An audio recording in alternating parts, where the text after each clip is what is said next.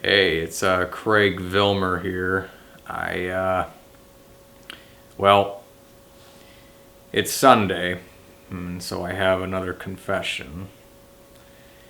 Uh, this has to do with an incident from that was about 10 years ago now.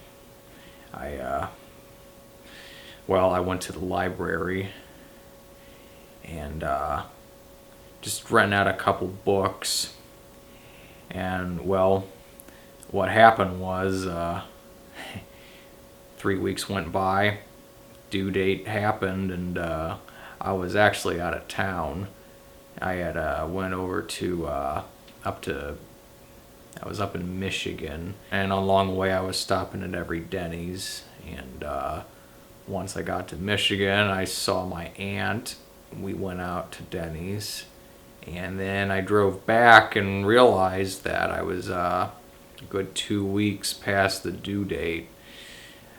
So really, where the sin came in was next time I came into the library, I just always wore sunglasses and a hat, and I had a different name.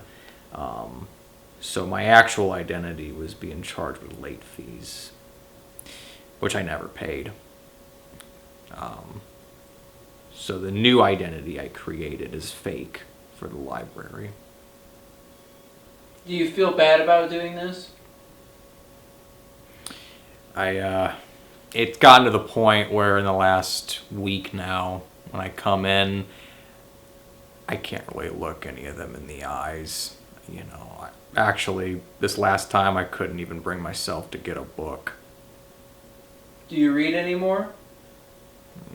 And honestly, this sin has been destroying my life to the point where I haven't even touched a book in the last 3 months. I just don't feel the same. Anything else you wish to get off your shoulders?